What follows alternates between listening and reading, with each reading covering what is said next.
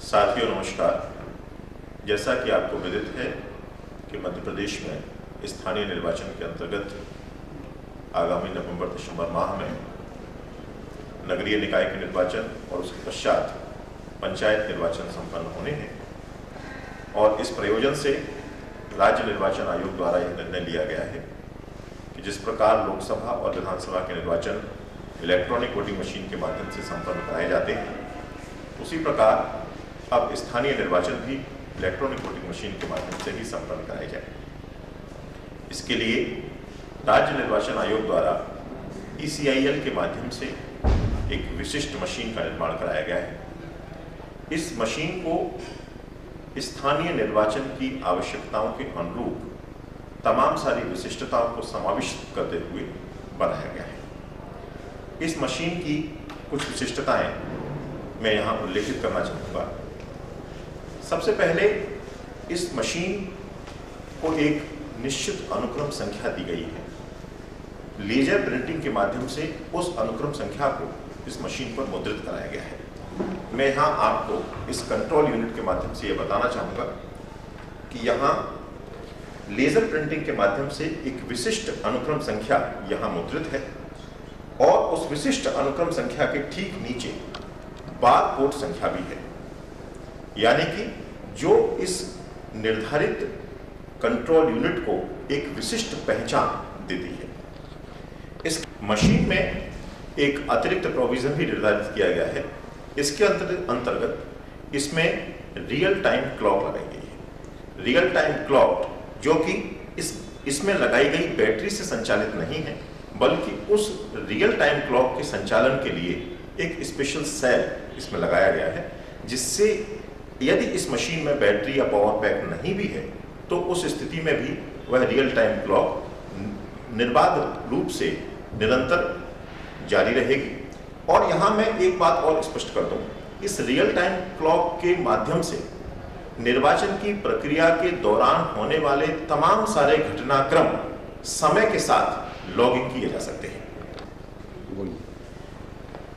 इस मशीन के display section को भी या डिस्प्ले पैटर्न को भी एक विशिष्ट रूप में निर्धारित किया गया है, जिसके अंतर्गत तमाम सारी सूचनाएं जो इसमें पूर्व में फीड कर दी जाएंगी, वे सूचनाएं इस मशीन के डिस्प्ले सेक्शन के माध्यम से एक के बाद एक डिस्प्ले भी होंगी। इसके लिए इसमें अल्फा न्यूमेरिक डिस्प्ले का इस्तेमाल किया गया है।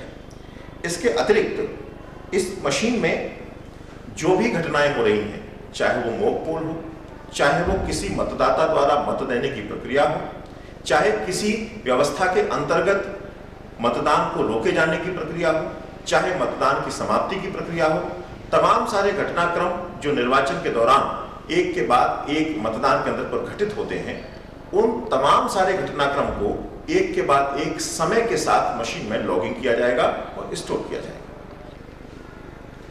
इस मशीन में लगाए गए बैटरी के स्टेटस को जांचने के लिए या उसकी स्थिति को जानने के लिए भी एक एक्सक्लूसिव डिवाइस है, जिसके अंतर्गत बैटरी का डिस्प्ले सेक्शन सामान्य सूचनाओं के डिस्प्ले के साथ साथ बैटरी की स्थिति को भी डिस्प्ले करेगा कि बैटरी का स्टेटस क्या है, क्या वह हाई रेंज में है, मीडियम में है या लो में है।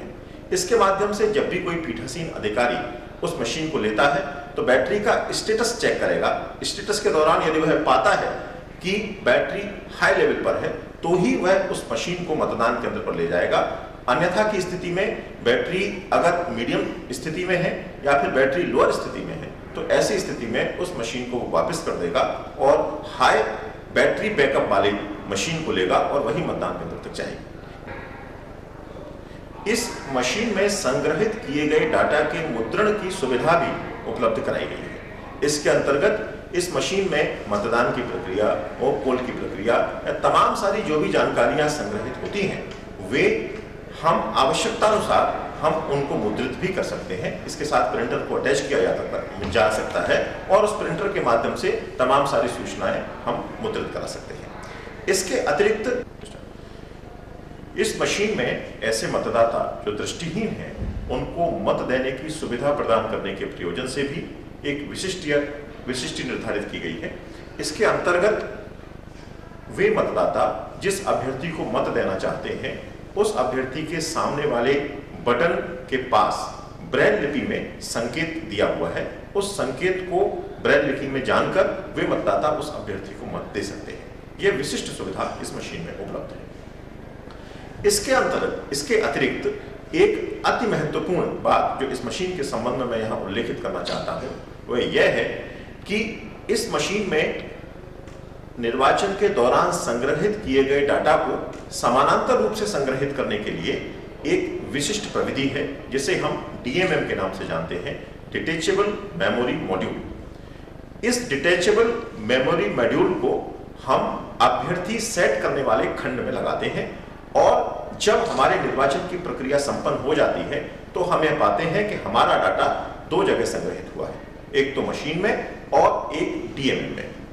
हम DMM को निकाल लेते हैं और DMM को निकालने के बाद उसको हम सेफ रख सकते हैं और जो मशीन है जिसमें वो डाटा है उस डाटा को डिस्कार्ड करके हम मशीन का पुनः उपयोग कर सकते हैं। इस प्रकार से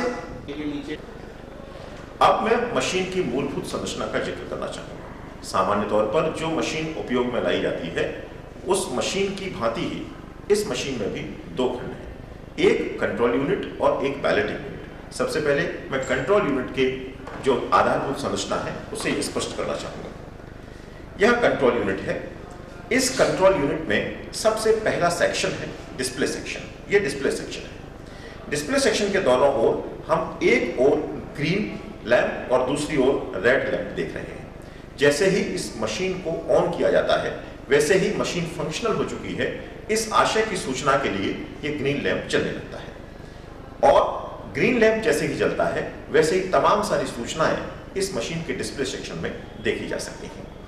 इसके बाद यहाँ जो लाल रंग का लैंप है इसका उपयोग उस दौरान होता है जैसे ही हम बैलेट का बटन दबाते हैं वैसे ही यह कंट्रोल यूनिट बिजी हो जाती है और इसमें किसी भी प्रकार का कोई ऑपरेशन उस दौरान आप नहीं कर सकते जब तक ये रेड लैंप चल रहा है। और जैसे ही वहां मतदाता मत दे देता है वैसे ही ये रेड लैंप बुझ जाता है और इस मशीन में टोटल या अन्य कोई भी क्रियाकलाप कर सकते हैं। ये इसका डिस्प्ले सेक्शन है। इस पे अल्फा न्यूमेरिक डिस्प्ले है और इसमें डिस्प्ले दो लाइन में डिस्प्ले होता है और इसमें किसी भी शब्द का लघु रूप नहीं आता है बल्कि उसको पूर्ण रूप में यहां लिखा हुआ हम देख सकते हैं। इसके बाद नेक्स्ट वन सेक्शन है, वो अभ्यर्थियों की संख्या और तमाम सारी विशिष्टताओं को इस मशीन में फीड करने के लिए निर्धारित है। यहां इस खंड को हम देखेंगे। इस खंड के दो प्रखंड हैं। इसमें एक प्रखंड में हम बैटरी लगाते हैं और उस बैटरी को लगाए जाने के लिए यह बैटरी है। इस बैटरी को यहां बहुत आसानी के साथ इस प्रखंड में लगाया जा सकता है। और जो दूसरा प्रखंड है उस दूसरा प्रखंड में नीचे की ओर हम देख रहे हैं यहां कैंडिडेट सेट के लिए एक बटन निर्धारित है लाल रंग का। इस कैंडिडेट सेट का जो बटन निर्धारित है उसके माध्यम से कैंडिडेट की संख्या और तमाम सारी जानकारियां इस मशीन में फीड की जा सकती हैं जो इस मशीन के उपयोग के दौरान फिर डिस्प्ले सेक्शन में दिखाई देगी। इसके अतिरिक्त इस अभ्यर्थी की संख्या को सेट करने के लिए इस लाल रंग के बटन के ठीक ऊपर हम देख रहे हैं यह एक विशिष्ट प्रविधि लगाई गई है जिसका उल्लेख मैं पूर्व में कर चुका हूं, जिसे डिटैचेबल मेमोरी मॉड्यूल के नाम से जानते हैं और इसमें समानांतर रूप से निर्वाचन संबंधी समग्र डाटा संग्रहित किया जा सकता है। डिटैचेबल मेमोरी मॉड्यूल को हम बहुत आसानी के साथ इसमें से निकाल सकते हैं। यह डिटैचेबल मेमोरी मॉड्यूल है और इस मॉड्यूल में भी एक 9 पिन कनेक्टर है। 9 पिन कनेक्टर का मेल पार्ट मेरे हाथ में है और इसका फीमेल पार्ट इसमें अंदर सॉकेट के रूप में है। और इस डिटैचेबल मेमोरी मॉड्यूल को जिस प्रकार से हम 9 पिन कनेक्टर बैलेटिंग यूनिट से जो आता है उसे कंट्रोल यूनिट में पीछे की ओर लगाते हैं, उसी प्रकार से इस डिटैचेबल मेमोरी मॉड्यूल को भी हम 9 पिन कनेक्टर की सहायता से यहाँ बहुत आसानी के साथ इसमें इंसर्ट कर सकते हैं और लगा सकते हैं। इस प्रकार से यह खंड पूर्ण होता है। अभ्यर्थियों की संख्या को सेट करने के लिए निर्धारित इस खंड या इसे हम बैटरी सेक्शन कहें, इसके ठीक नीचे जो खंड होता है उसे हम रिजल्ट सेक्शन कहते हैं। इस महत्वपूर्ण खंड में 3 प्रखंड होते हैं। इनमें सबसे पहले प्रखंड में काले रंग का क्लोज का बटन होता है और इसके दूसरे प्रखंड में पीले रंग के 2 बटन होते हैं जो कि एक बटन पर रिजल्ट 1 लिखा होता है और दूसरे बटन पर रिजल्ट 2 लिखा होता है। और तीसरे प्रखंड में क्लियर का बटन होता है। इस प्रक्रिया, यह सामान्य प्रक्रियाएं हैं जो सामान्य तौर पर इलेक्ट्रॉनिक मशीन में, इलेक्ट्रॉनिक वोटिंग मशीन में उपयोग में लाई जाती हैं। इन प्रक्रियाओं के अंतर्गत सबसे जैसे ही मतदान समाप्त होता है वैसे ही हम क्लोज का बटन दबाकर कंट्रोल यूनिट को बंद कर सकते हैं, और जब हम मतगणना के दौरान मतगणना टेबल पर जाते हैं तो रिजल्ट का बटन दबा करके हम रिजल्ट जान सकते हैं। और जब मशीन को हमें क्लियर करना होता है, यानी कि इसमें संग्रहित किए गए डाटा को डिस्कार्ड करना होता है, बाहर करना होता है, तो ऐसी स्थिति में हम मशीन को क्लियर करते हैं। ये एक सामान्य प्रक्रिया है। इस खंड के ठीक नीचे के खंड पर अब मैं जाता हूं, इसको हम बैलेट सेक्शन बोलते हैं या मतदान खंड बोलते हैं। इस खंड में दो बटन होते हैं, एक टोटल का बटन और एक बैलेट का बटन। टोटल का बटन हर उस स्थिति में दबा करके टोटल को देखा जा सकता है जबकि यह मशीन बिजी नहीं है। इस मशीन के बिजी होने से अभिप्राय यह है कि यदि इस मशीन के माध्यम से मत देने के लिए किसी मतदाता को अंदर भेजा गया है और बैलेट का बटन दबा दिया गया है, और ऐसी स्थिति में यदि यहाँ पर लाल रंग का बिजी लैंप जल रहा है तो ऐसी स्थिति में इसे बिजी माना जाएगा और तब हम टोटल का बटन दबा करके टोटल को नहीं देख सकेंगे। और यदि यह रेड कलर का बिजी लैंप नहीं जल रहा है तो ऐसी स्थिति में हम टोटल का बटन दबा करके कभी भी टोटल देख सकते हैं। अब मैं इलेक्ट्रॉनिक वोटिंग मशीन का जो दूसरा भाग है जिसे हम बैलेटिंग यूनिट कहते हैं, यह बैलेटिंग यूनिट है। इस बैलेटिंग यूनिट में सबसे ऊपर की ओर हम देख रहे हैं, यहां पर एक झिरी दिखाई दे रही है जिसे हम स्लाइड स्विच पैनल कहते हैं। स्लाइड स्विच पैनल के अंदर हम देखेंगे तो यहां पर एक स्लाइड स्विच, सफेद रंग का स्लाइड स्विच दिखाई दे रहा है और ऊपर क्रमांक अंकित हैं 1, 2, 3 और 4, यानी कि एक कंट्रोल यूनिट के साथ अधिकतम 4 बैलेटिंग यूनिट को अटैच किया जा सकता है। और जो सबसे पहली बैलेटिंग यूनिट होगी जो कंट्रोल यूनिट के साथ अटैच होगी उसका स्लाइड स्विच पैनल 1 पर होगा। इसके बाद दूसरी बैलेटिंग यूनिट का स्लाइड स्विच पैनल 2 पर, तीसरी बैलेटिंग यूनिट का स्लाइड स्विच पैनल 3 पर और चौथी बैलेटिंग यूनिट का स्लाइड स्विच पैनल 4 पर होगा। स्लाइड स्विच पैनल को सही और समुचित स्थान पर बनाए रखना जरूरी है, अदरवाइज लिंक एरर यहां पर डिस्प्ले सेक्शन पर शो होने लगती है। इसके बाद जो दूसरा महत्वपूर्ण भाग है वो इसकी केबल है। प्रत्येक बैलेटिंग यूनिट से एक केबल निकलती है और उस केबल के अंत में, मैं यहां आपको दिखाना चाहूंगा, उस केबल के अंत में यह 9 पिन कनेक्टर लगा होता है। इस 9 पिन कनेक्टर को हम कंट्रोल यूनिट के साथ जोड़ते हैं। पहली बैलेटिंग यूनिट होगी जिसका स्लाइड स्विच पैनल 1 पर होगा, उसका 9 पिन कनेक्टर जो होगा वो कंट्रोल यूनिट पर जुड़ेगा। यहां कंट्रोल यूनिट में मैं दिखा रहा हूं आपको, पीछे की ओर एक विशिष्ट खंड है और यहां पर टॉप लिखा हुआ है। टॉप वाले हिस्से को ऊपर रखते हुए इस 9 पिन कनेक्टर के मेल पोर्शन को हम यहां फीमेल पोर्शन के साथ जोड़ते हैं।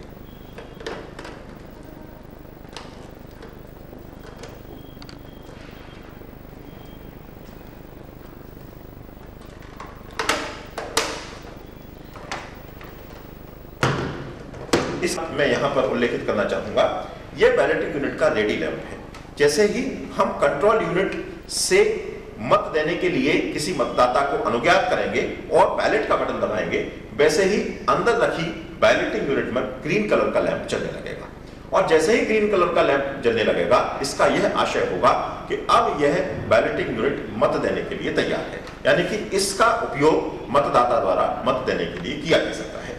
यहां पर ये बटन शो किए गए हैं। इनमें से प्रत्येक बटन के सामने एक तीर की वाली लाइट है। जैसे ही मतदाता आता है और किसी अभ्यर्थी के सामने वाले बटन को पुश करता है, वैसे ही उस बटन के सामने की तीर की लाइट जलने लगती है और यह इस आशय का द्योतक है कि उस मतदाता के द्वारा मतदान कर दिया गया है। इसके साथ एक बीप की आवाज भी सुनाई देती है। और इसके अतिरिक्त यह जो पोर्शन है, इस पोर्शन को मतपत्र लगाए जाने के लिए निर्धारित किया गया है। यहां इस मशीन की विशिष्टता के अंतर्गत मैं आपको बता दूं कि इस मशीन में कुल 16 बटन निर्धारित हैं, लेकिन इसमें से जो अंतिम बटन है उसका उपयोग किसी अभ्यर्थी विशेष के लिए नहीं किया जा सकेगा, क्योंकि यह बटन एक विशिष्ट प्रयोजन के लिए निर्धारित है। आप यहां देख सकते हैं कि 16वें बटन को लाल रंग से डिनोट किया गया है और उस बटन पर स्पष्ट रूप से लिखा गया है एंड END। और यहां पर जो बैलेट पेपर लगा होगा उस बैलेट पेपर के सामने आवश्यकता अनुसार वहां पर नो वोट या अंडर वोट लिखा होगा। इसके क्या मायने हैं मैं इसको उल्लेखित करूंगा अभी आपके सामने। अब मैं इस मशीन को रिटर्निंग ऑफिसर के स्तर से किस प्रकार से तैयार किया जाना है उस तमाम सारी प्रक्रियाओं का यहां एक के बाद एक उल्लेख करूंगा। सबसे पहले रिटर्निंग ऑफिसर के स्तर से ईवीएम कमीशनिंग का कार्य होता है और ईवीएम कमीशनिंग के दौरान जो सबसे पहले हमें जो कार्य करना है वो यह है कि सबसे पहले हम इसके बैटरी सेक्शन को इसको खोलेंगे और यहाँ पर बैटरी को संस्थापित करेंगे। बैटरी को संस्थापित करने के लिए मैं आपको यहाँ बता दूं कि मेरे हाथ में ये बैटरी है। बैटरी के नीचे यहाँ पर सॉकेट्स हैं, छेद आपको दिख रहे हैं और यहाँ पर पिन लगी हुई है। ये छेद इस पिन के साथ एज सच अटैच हो जाएंगे। इस बैटरी पर आप देख सकते हैं कि एक डिस्प्ले भी है। उस डिस्प्ले को हम सीधा रखते हुए भी इसको सेट कर सकते हैं। बैटरी जैसे ही इसमें संस्थापित हो जाती है, बैटरी के संस्थापन के साथ ही यानी कि अब यह मशीन फंक्शनल हो चुकी है। फंक्शनल होने के बाद सबसे पहले हम पीछे की ओर से इस मशीन को ऑन करके देखेंगे, यानी कि बैटरी को चेक करने की स्थिति है। यहां पर MPSEC MP स्टेट इलेक्शन यहां पर शो हो रहा है। मशीन पर डेट और टाइम यहां पर शो हो रहा है, आप देख सकते हैं। इसके बाद मशीन का सीरियल नंबर और DMM का सीरियल नंबर यहां डिस्प्ले हो रहा है, इसको हम देख सकते हैं। और इसके बाद हम बार नंबर 45 के लिए ये मशीन सेट है, बूथ नंबर 45 के लिए मशीन सेट है, इसको हम देख सकते हैं। इसके बाद नंबर ऑफ पोस्ट यानी कि 2 पोस्ट के लिए मतदान के लिए इस मशीन को तैयार किया गया है, ये देख सकते हैं। पोस्ट 1 के स्पेसिफिकेशन डिस्प्ले होंगे। इसके अंतर्गत हम देखेंगे कि पोस्ट 1 में कुल कैंडिडेट की संख्या 15 है और नंबर ऑफ सीट्स सिर्फ 1 है। और इसके बाद हम देखेंगे पोस्ट 2 के स्पेसिफिकेशन डिस्प्ले हो रहे हैं। पोस्ट 2 के स्पेसिफिकेशन के अंतर्गत हम देखेंगे कि पोस्ट 2 के लिए कुल कैंडिडेट्स की संख्या 15 है और नंबर ऑफ सीट्स 1 है। और इसके तत्काल बाद हम बैटरी का स्टेटस देख रहे हैं कि बैटरी अभी मीडियम स्टेट में है। इसके बाद इसके पावर पैक जो यहां लगाया गया है, उस पावर पैक के स्टेटस को चेक करने के बाद और तमाम सारी सूचनाओं को देखने के बाद अब रिटर्निंग ऑफिसर स्तर से इसको किसी विशिष्ट निर्वाचन के लिए तैयार किया जाना है। उस विशिष्ट निर्वाचन के लिए तैयार हम किस प्रकार करेंगे, मैं क्रमशः उल्लेखित कर रहा हूं एक के बाद एक तथ्यों को। हमने पावर पैक लगा दिया। पावर पैक लगाने के बाद दूसरा काम यह है कि हम ये देखेंगे कि यहां पर DMM लगा है या नहीं लगा है। तो यहां पर DMM के स्टेटस को हम चेक कर लेंगे। DMM समुचित रूप से यहां पर लगा हुआ है। DMM यदि लगा हुआ है तो उसके बाद हम कैंडिडेट्स के सेट करने की प्रक्रिया का अनुसरण करेंगे। इसके अंतर्गत हम देखेंगे कि हमें कितनी पोस्ट के लिए मतदान कराना है। सबसे पहले कितने पदों के लिए मतदान होगा ये देखेंगे और उसको तमाम सारी सूचनाएं इस मशीन में हम फीड करेंगे। तो फीडिंग की प्रोसेस के लिए हमें सबसे पहले इसके साथ बैलेटिंग यूनिट्स को जोड़ना होगा, जितनी बैलेटिंग यूनिट्स हम निर्वाचन के दौरान उपयोग में ला सकते हैं। उदाहरण के तौर पर मैं यहां 2 पदों के लिए मतदान की प्रक्रिया को आपके सामने उल्लेखित करूंगा। यहां इस प्रक्रिया को मैं 2 पदों के लिए उल्लेखित करूंगा। उन 2 पदों के लिए मैं यह मान करके चल रहा हूं कि हम 2 बैलेटिंग यूनिट का प्रयोग करेंगे। एक बैलेटिंग यूनिट क्रमांक 1 और दूसरी बैलेटिंग यूनिट क्रमांक 2। यह बैलेटिंग यूनिट क्रमांक 2। तो सबसे पहले हमें यहां पर यह देखना है कि बैलेटिंग यूनिट क्रमांक 1 इसका स्लाइड स्विच पैनल 1 पर होना चाहिए, जो कि कंट्रोल यूनिट के साथ अटैच है। तो यहां आप देख सकते हैं कि इसका स्लाइड स्विच पैनल 1 पर है। ठीक है, यह हमारी पहली बैलेटिंग यूनिट होगी जिसके लिए हम पोस्ट 1 के लिए मतदान हम इस बैलेटिंग यूनिट के माध्यम से करेंगे। जो दूसरी बैलेटिंग यूनिट होगी वो पोस्ट 2 के मतदान के लिए होगी। यहां हम ये दूसरी बैलेटिंग यूनिट और इस दूसरी बैलेटिंग यूनिट का स्लाइड स्विच पैनल 2 पर होगा। इस दूसरी बैलेटिंग यूनिट से निकलने वाली कॉर्ड में लगा हुआ 9 पिन कनेक्टर हम बैलेटिंग यूनिट नंबर 1 यानी कि जिसका स्लाइड स्विच पैनल नंबर 1 पर है वहां लगाया जाएगा। ये 15 पिन कनेक्टर जो आप पीछे लगा हुआ देख रहे हैं बैलेटिंग यूनिट क्रमांक 1 पर, जो पीछे की ओर लगा हुआ देख रहे हैं, ये बैलेटिंग यूनिट क्रमांक 2 से निकला है और यहाँ बैलेटिंग यूनिट क्रमांक 1 पर पीछे भाग की ओर अटैच है। और बैलेटिंग यूनिट नंबर 1 से जो 9 पिन कनेक्टर निकलेगा, वो 9 पिन कनेक्टर मैं ये देख रहा हूं कि ये 9 पिन कनेक्टर है और इस 9 पिन कनेक्टर को यहां कंट्रोल यूनिट के साथ जोड़ा गया है। मैं यहां बता दूं कि यदि आप 2 से अधिक बैलेटिंग यूनिट का उपयोग करते हैं तो ऐसी स्थिति में इस कंट्रोल यूनिट के साथ, एक कंट्रोल यूनिट के साथ कुल 4 बैलेटिंग यूनिट का प्रयोग किया जा सकता है। इसमें चौथी बैलेटिंग यूनिट का 9 पिन कनेक्टर तीसरी बैलेटिंग यूनिट के साथ, तीसरी बैलेटिंग यूनिट का 9 पिन कनेक्टर दूसरी बैलेटिंग यूनिट के साथ, दूसरी बैलेटिंग यूनिट का 9 पिन कनेक्टर पहली बैलेटिंग यूनिट के साथ और पहली बैलेटिंग यूनिट का 9 पिन कनेक्टर कंट्रोल यूनिट के साथ जुड़ेगा। जैसा कि आपको विदित है कि नगरीय निकाय के निर्वाचन अभी होने हैं, इसमें 2 पदों के लिए निर्वाचन होता है, एक महापौर के लिए और पार्षद के लिए। तो ऐसी स्थिति में हम सिर्फ 2 बैलेटिंग यूनिट का उपयोग करेंगे, लेकिन इसके तत्काल बाद होने वाले पंचायत निर्वाचन में 4 बैलेटिंग यूनिट का उपयोग हो सकता है, क्योंकि वहां 4 पदों के लिए निर्वाचन होता है। जिला पंचायत सदस्य, जनपद पंचायत सदस्य, सरपंच और पंच, वहां 4 पदों के लिए निर्वाचन होता है, तो 4 बैलेटिंग यूनिट का उपयोग वहां हो सकता है। हालांकि इस मशीन के माध्यम से, जो संशोधित जो इलेक्ट्रॉनिक वोटिंग मशीन हमारे सामने है, इसके माध्यम से कुल 8 पदों के लिए हम निर्वाचन संपन्न करा सकते हैं। मैं यहाँ एक बात और बता दूं, इसीलिए इसको multi post electronic voting machine के नाम से जाना जाता है। अब मैं वापस कंट्रोल यूनिट की ओर लौट करके आता हूं, जहां हम ईवीएम कमीशनिंग का कार्य कर रहे हैं। ईवीएम कमीशनिंग के दौरान, जैसा कि मैं आपको बता चुका हूं कि हम पावर पैक को लगा चुके हैं, डिटैचेबल मेमोरी मॉड्यूल को हम चेक कर चुके हैं कि यह लगा हुआ है, और इसके बाद अब हमें अभ्यर्थियों की संख्या सेट करनी है, कितने पदों के लिए निर्वाचन होना है यह सेट करना है। इसकी सेटिंग के लिए हम यह मान करके चलते हैं कि अब यह जो एग्जाम्पल मैं यहाँ ले रहा हूँ वो आगामी नगरीय निकाय के निर्वाचन के संदर्भ में ले रहा हूँ। और नगरीय निकाय के निर्वाचन के संदर्भ में आप जानते हैं कि 2 पद होते हैं, महापौर का और पार्षद का, और 2 पदों के लिए हम यहाँ एक एग्जाम्पल सेट कर लेते हैं। सबसे पहले मैं मानता हूं कि महापौर पद के लिए एक एग्जाम्पल के तौर पर हम ले सकते हैं कि 4 अभ्यर्थी चुनाव मैदान में है, और दूसरा जो पद है उसके लिए कुल 8 अभ्यर्थी चुनाव मैदान में है। और उसी के अनुरूप मैं इस मशीन को या अभ्यर्थियों की संख्या को इसमें सेट करूंगा। जैसे ही अभ्यर्थियों की संख्या को सेट करने से पहले मैं, जैसा कि मैंने आपको बताया है कि पहले पद के लिए 4 अभ्यर्थी और दूसरे पद के लिए 8 अभ्यर्थी चुनाव मैदान में है, उसके अनुरूप मैं यहाँ पर जो ये बैलेटिंग यूनिट्स हैं उनके जो बटन हैं उनको मास्क कर रहा हूँ। इसको आप देख सकते हैं। अब हम पहले पद में जो अभ्यर्थी चुनाव मैदान में है, जैसा कि हम मान करके चल रहे हैं कि महापौर पद के लिए कुल 4 प्रत्याशी चुनाव मैदान में है, उस हिसाब से इस ईवीएम में बटन को सेट करेंगे। यहाँ पर आप देख रहे हैं कि सारे बटन के ऊपर मास्क लगे हुए हैं। हमें सिर्फ 4 बटन खोलने हैं।